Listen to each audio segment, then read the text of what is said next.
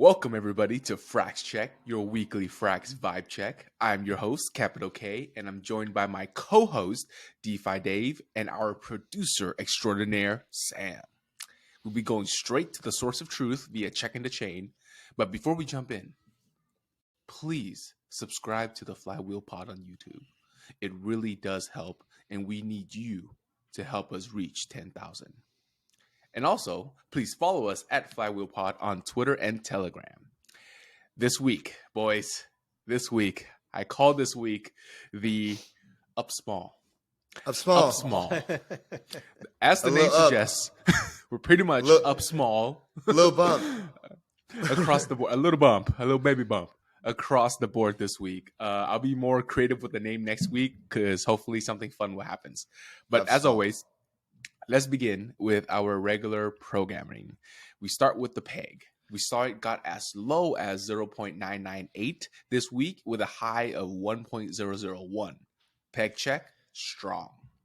We obviously can't just trust a dashboard because you can't.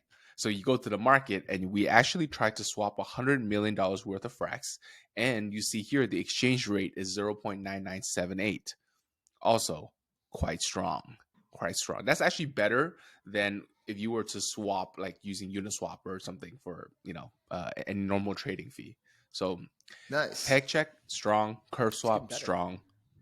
It actually got better. Moving on, we have our collateralization percent.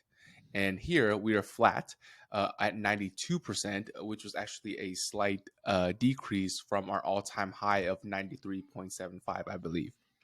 So things are looking seemingly okay there. On the decent percent, we actually up small, 0.9% this week. We had a big jump. 22.5%. We had a huge jump last week. Yeah, you missed it. Yeah. Sam and I were talking. The reason being is that the collateral type changed because Frax Lend was added to the AMO, and as well as the FPI Frax pool, I believe, for the liquidity. AMO. So that's the huge jump. It was 83.3% last week. I'm sorry. It was 55% last week. So wow. See it. It's Love massive. To see it. Love to see it. Again, a reminder for everybody, this is still not the ideal metrics we want to see. We want to see the collateralization percent in the low 80s, and we want the decent percent, which is the decentralization percent, at the 30s, at the low 30s. Okay. I don't know if we want the collateralization percent that low. I know we talked about it on the Chainlink God interview, but like I'm more in the camp of it being like higher. I guess it's a matter for debate. It is definitely a matter for debate, which I think we should totally pencil this in. I am more towards the lower collateralization percent. It just signals more confidence.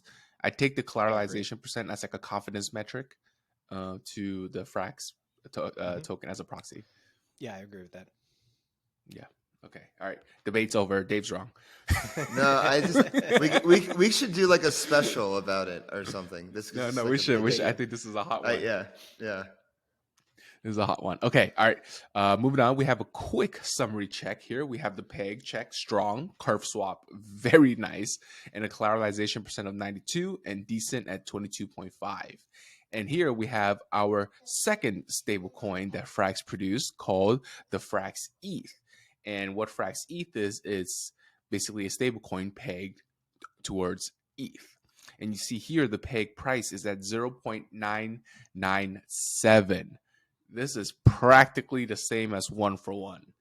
But as always, we can't trust dashboards. So we go into the market and we swap for ourselves here.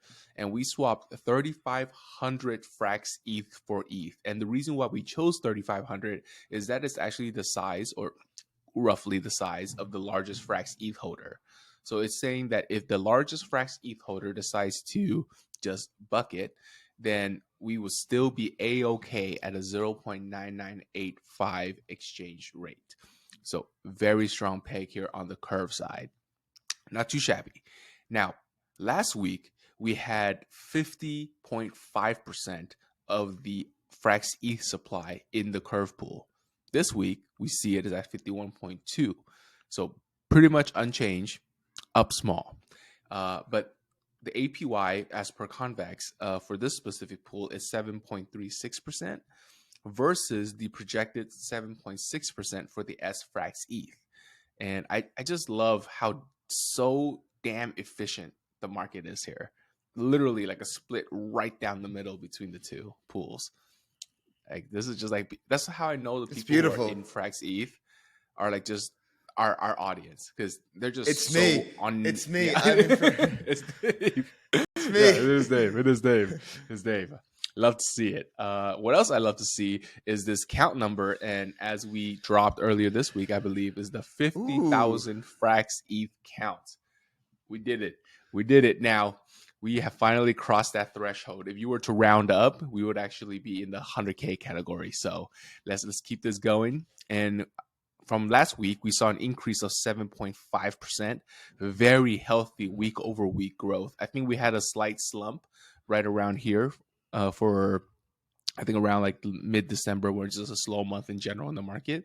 And now you see it's kind of picking up steam again. So I'm really, really excited to see where this trend leads us. Okay, conversely, you see on the stake percent, these are the amount of Frax ETH being staked in the S-Frax ETH vault. And that right here is at 47.8%.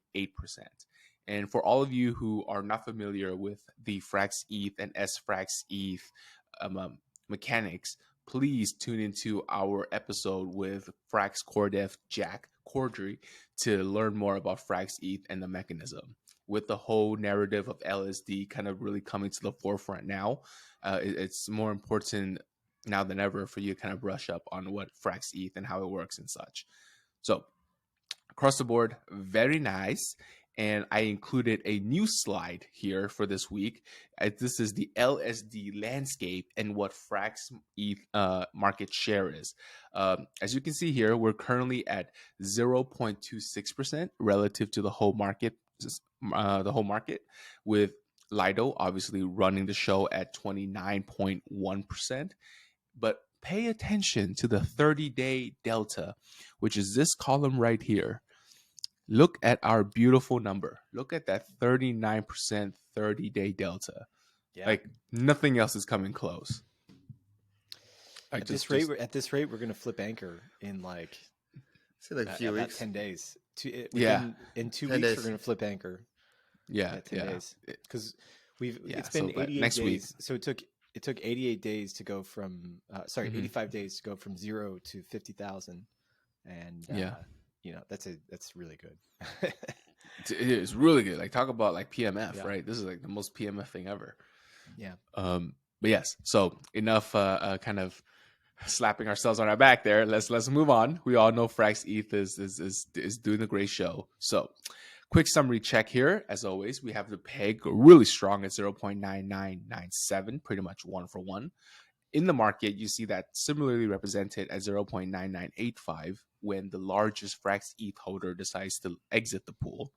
And the count, we broke 50K. Please go read our article on the journey of how to get there, how Frax ETH got there. And the stake percent, we saw about 48% being staked right now in the Frax ETH, S-Frax ETH vault. So moving forward, we're going to jump into our AMO holdings. As the theme of the week suggests, we're up small with 60 bips here. And largely it wasn't, we maybe gained like 2 mil in the curve pool, 3 mil in the liquidity AMO, and like 2 mil in the investor AMO. So largely quiet on the AMO front.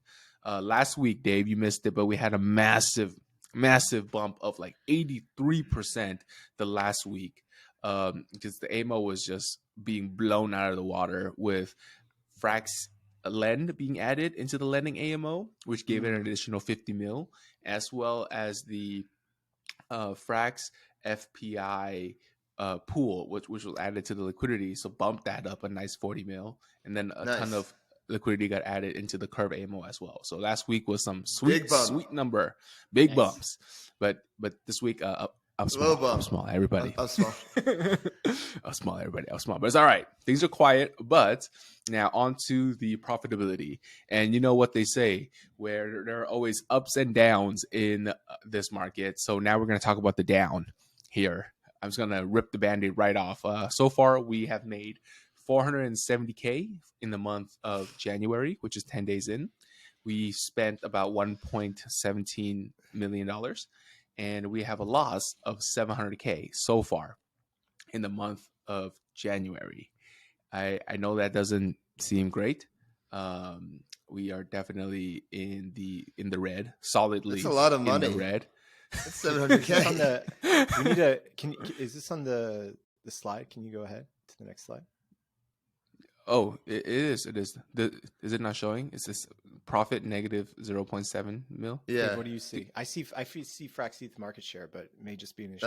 I see the profit. I see profitability. Okay. Must be an issue on my side. It's all right. Let's go ahead. Okay. Odd. Okay. Why? Okay. Cool. Maybe you'll catch up on the next slide. Okay. So it's down big. I'm not gonna sugarcoat it. I mean, we knew this was coming though. You know, Frax ETH is expensive to keep up. So, and yeah, that's true. Yeah. So it's expected. I mean, let's see what happens at the end of the month. Yeah, exactly. That's, let's see some sweet revenue trickle. I mean, yeah. I mean, like, it's always the beginning of the month is more expensive. At the end of the month, we usually shine our heads through. Yeah. Hopefully down small is what I'm shooting for. Yeah. let's actually CRV go it went up recently. 2x, right? Yeah. 2x. Yeah, so it'll be good. It'll be good if we keep printing like this. But I mean, so did Frax, right? FXS. So I mean, FX didn't 2x, but it definitely rallied from the low mid 4s. But anyways, we're not here to talk about price. We're here to talk about business. Financial advice. Not financial advice. So let's take a quick summary of what's going on here. We have our AMO holdings that crossed the $1 billion threshold once again. Thank goodness. And it's up small, 60 bips for the week. And for profitability for the month, we are down 700K. Yes, ladies and gents, down 700K. But we're in 2023 now, so eyes forward. Up next is my favorite FraxCheck section, the liquidity check. And you guys remember the theme of the week is up small. Well, yeah. In this specific segment, it ain't small, baby. We went up 5%. We were 78, 77. Now we are 82%. We're slowly climbing back up. There we broke the 80s. We love to see it. Okay. We broke the 80s. We initially couldn't even get past 75, and now we broke into the 80s, and we are slowly but surely climbing. It's a B. This is a solid B minus, So I'm very happy to see this, and I can maintain my scholarship with this. Yes, Dave can pass. It took me a second to get that. It's been so long, but yes, you will maintain your 3.0 average here. Let's all right. Go. We're going to move on to a quick snapshot of what the pool looks like. And you see here, we actually, I don't know if you guys noticed this, but you compare the yellow bar to the dark green bar. Yes, ladies and gents, we have flipped the Frax 3 CRV pool. Let's go. We have flipped the Frax 3 CRV pool. Woo! So close, so close. Now that we've passed this threshold, onto the 3 pool, target in sight, target locked. So for the Frax base pool, for those who are listening in the podcast and no video, we have 488.9 million in the Frax base pool and 449 million in the Frax 3 CRV. So we flipped it by a solid 10%. Very nice. The 3 pool, however, is still quite ahead at 599 million. So we still have a long ways to catch up, but we will be there and come ride along with us for this journey. Now we're going to talk about the meta pools. And as a reminder, meta pools are pools that are paired with the base pool, like, LUSD Frax BP, GUSD Frax BP. And for the stables, the TVL of the stables, we are at 45.5 million, which is a drop of 4.8% from last week. I don't know, guys. I just seem like we can't break this 50 million level. Like, we got so close to 58 last week. Now we're back down to 45. So Pain. Like for the last like 7 Frax checks, we just can't seem to break above 50. So come on, people. We got some yield and liquidity for your community. So come and get some.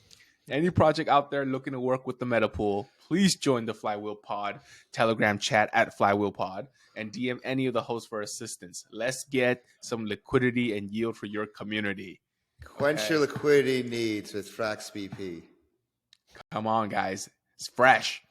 Okay, moving on. As a also public service announcement, the meta pool can also be paired with non-stable pairs, okay? And currently right now we have non-stable pairs such as Badger, Frax BP, CVX, FXS, Frax BP.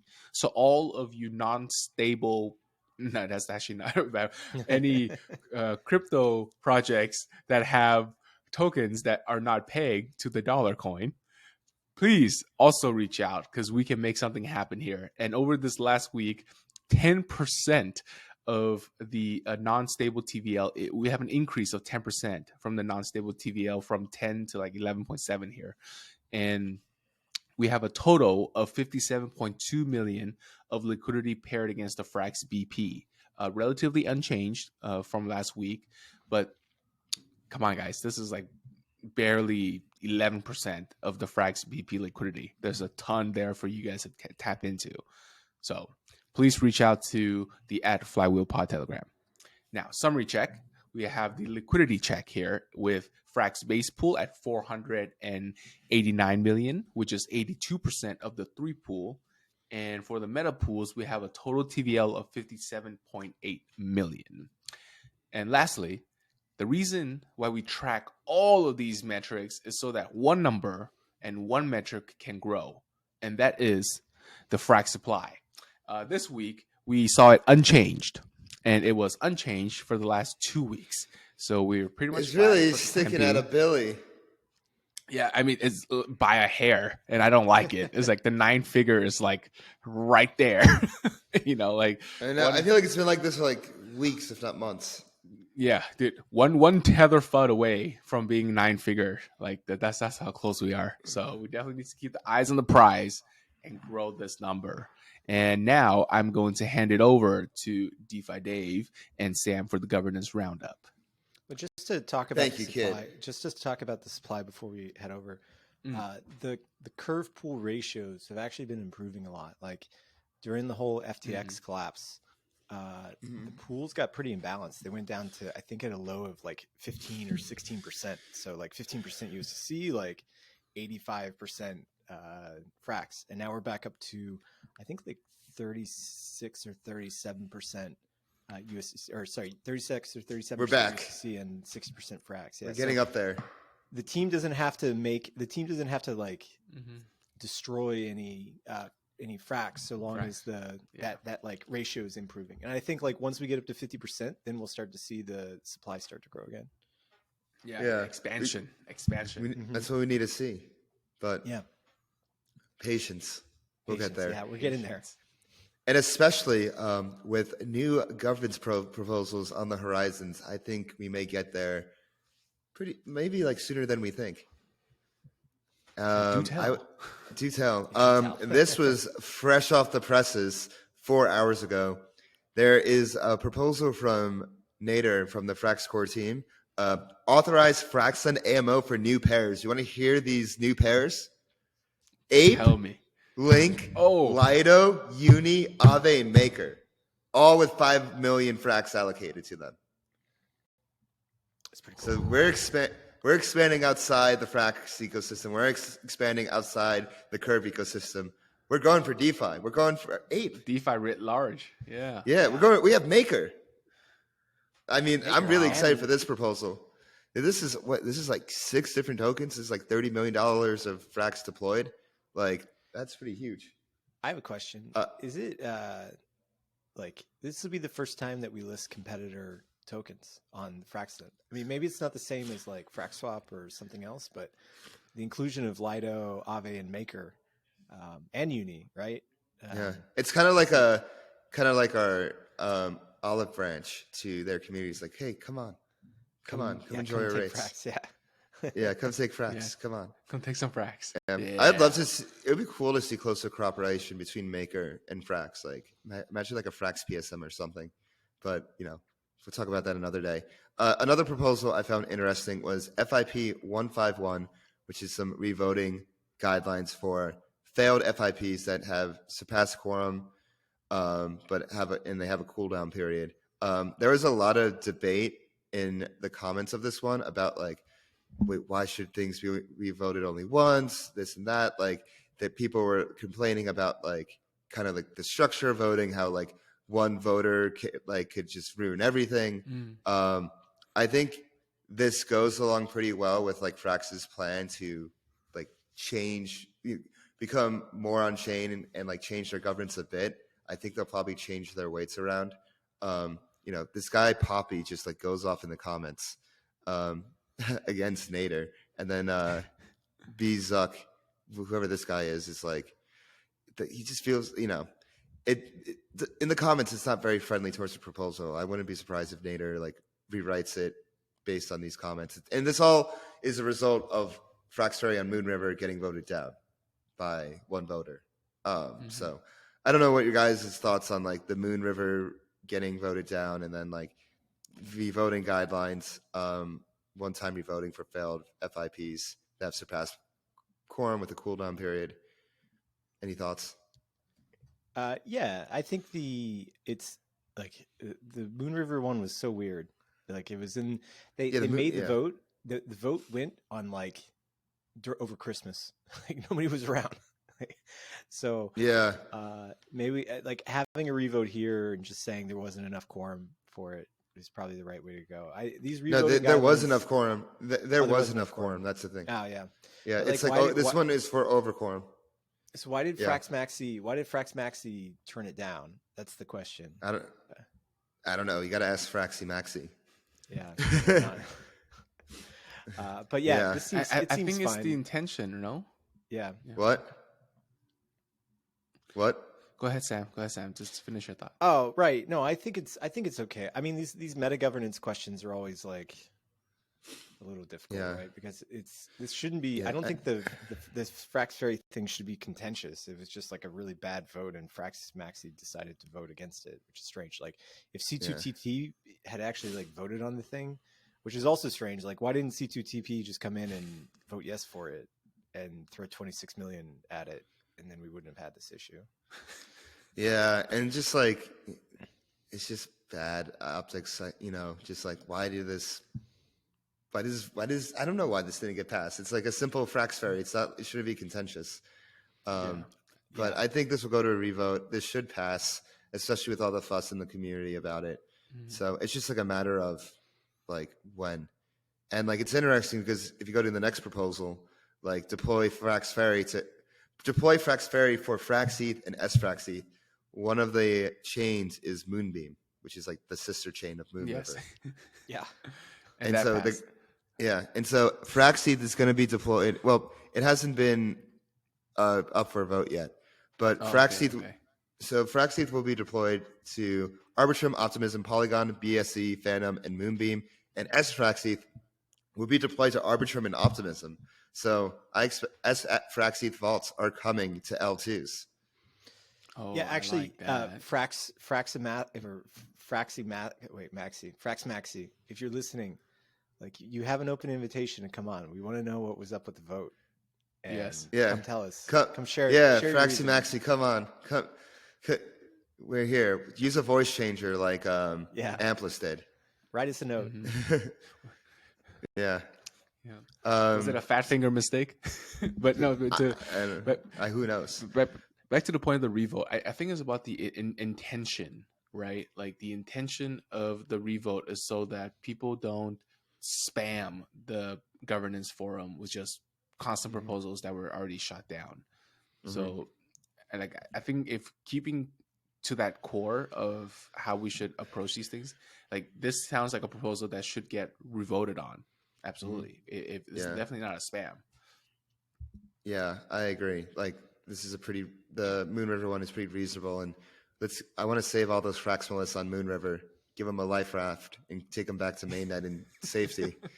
Thanks. Speaking of Frax Ferry, we got FIP 150, which is to deploy Frax Ferry to Avalanche. The author was Barry. The vote expires tomorrow, January 11th. There's 7.6 million for, 0 against. I expect this one to pass unless Fraxy Maxi is pissed again and just votes no. But even if he does vote, he doesn't have enough. So, but I expect this one to pass. And then the last one was increase Fraxland AMO allocation to the Geom Frax pair. The author was Mark 11. It's to increase the allocation of the Fraxland AMO from 5 million to 10 million Frax. Nader commented he doesn't see the demand yet. Mark 11 replied, he's happy. He thinks there is the demand. He disagrees, but he's happy to wait and observe in a week or two what the demand looks like. So I would like to see that increased, but only when there's demand. I don't think there's a rush with these things, to be honest. I think these things should grow gradually, but I would like to see eventually the Fraxland AMO to increase. Yeah. And that's it for the governance roundup. Yeah, thank you everyone for watching. If you want to keep up with every Frax Check, your weekly vibe check, and governance roundup, your weekly governance roundup, please hit that bell button, subscribe.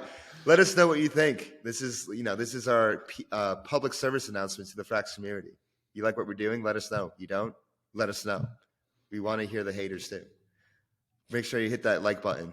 I would say hit that dislike button too if you don't like this, but that doesn't even exist anymore. But, you can subscribe and then unsubscribe. Yeah. Yeah. But yeah, just subscribe. Make sure you follow us. Subscribe. Yeah. But make sure you follow us on Twitter @FlywheelPod. Join the conversation on Telegram @FlywheelPod. You can follow me on Twitter @DeFi Dave 22. You can follow me at 0xcapital_K. And I'm at traders_insight. And we will see you next week. Peace. Salute.